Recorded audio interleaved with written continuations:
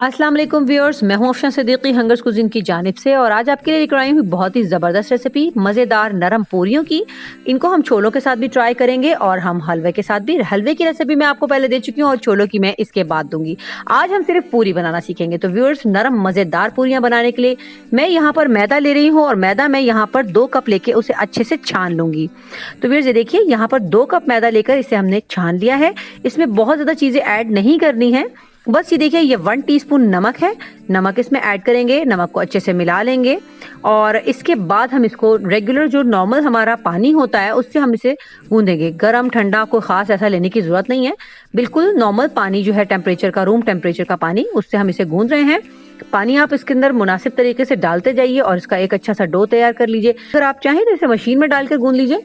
यहाँ पर मैंने तकरीबन 1 से सवा कप के करीब इसमें पानी ऐड किया है और ये देखिए आप, एक सॉफ्ट सा डो तैयार हो गया है और इसको हम अच्छी तरह से नीड करेंगे, इसे गूंदेंगे ताकि अच्छी तरह से ये यकजां हो जाए। और इसके बाद हम इस पे से थोड़ा सा ऑयल लगाकर भी हल्का सा नीड करेंगे, क्योंकि व्यूअर्स हमने ये खुश्की लगा के पूरियां जो है नहीं बनानी होती, इसको हमने ऑयल लगा के बनाना होता है, लेकिन हम इसके अंदर ऑयल नहीं डालते हैं। ये देखिए व्यूअर्स, ये अच्छे से बिल्कुल हमारा जो है आटा यकजां हो गया है पूरियों का और इसको हम यहाँ पर तकरीबन आधे घंटे के लिए कवर करके रख देंगे।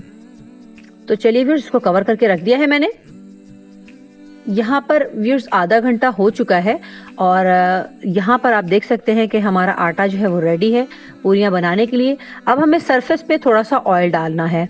ये देखिए मैंने यहाँ थोड़ा सा ऑयल डाला है क्योंकि ये ऑयल में ही बनेगी, जैसा कि मैंने आपको बताया है। ऑयल के जरिए इसे हम फैलाएंगे आराम से और छोटे छोटे से हम यहाँ पर पेड़े बना लेंगे अपने मैदे के और हमें उनको भी थोड़ी देर के लिए रखना होगा ताकि हमारे जो ये छोटे छोटे से पेड़े हैं ये थोड़ी सी देर रेस्ट जब इन्हें मिलेगा तो ये बहुत अच्छी तरह से पूरियां बनके तैयार होंगी, नरम बनेंगी और आराम से बेलने में आसानी होगी। इनको हाथों से ही हम इन्हें बेल के बड़ा करेंगे।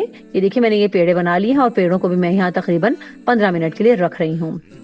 जी व्यूअर्स, देखिए फिर 15 मिनट हो चुके हैं और अब हम यहाँ पर से बाकी के पेड़े हटा देते हैं और सिर्फ एक पेड़े को मैं यहाँ पर आपके सामने बड़ा करूंगी। साइड बाय साइड मैंने कढ़ाई में ऑयल डालकर चूल्हे पर रख दिया है और ऑयल जो है वो काफी तेज आंच पर रखा है ताकि अच्छे से गर्म हो जाए, फिर हम आंच को कम कर लेंगे।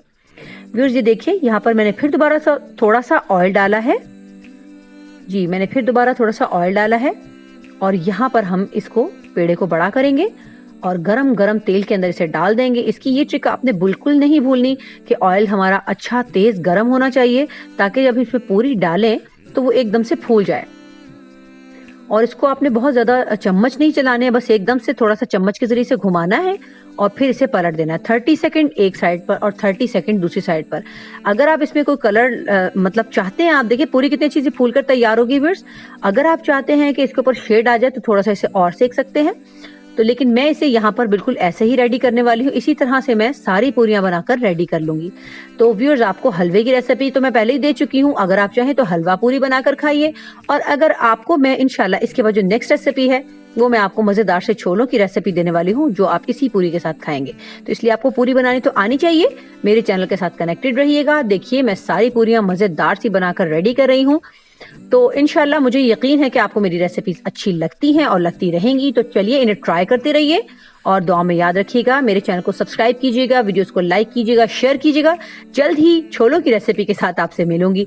तब तक के लिए मुझे इजाजत दीजिए। अल्लाह हाफिज।